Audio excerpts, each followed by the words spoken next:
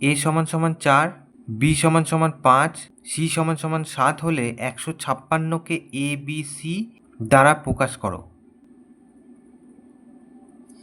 তাহলে এখানে যদি আমরা একটু খেয়াল করি যে 4, 5, 7, তাহলে একবার 4, 5, 7কে গুণ করে দেখব আর একবার 4, 5, 7কে যোগ করে দেখব।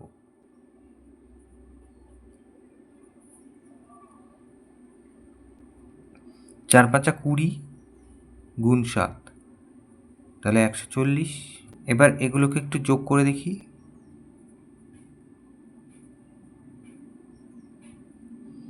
তাহলে এই যে 4 আর 5 9, 9-এর সাথে 16, তাহলে এই 140 আর এখানে 16 এই দুটো কিন্তু যোগ করলেই 156 পাওয়া যাবে। তাহলে আমরা কি লিখতে পারি?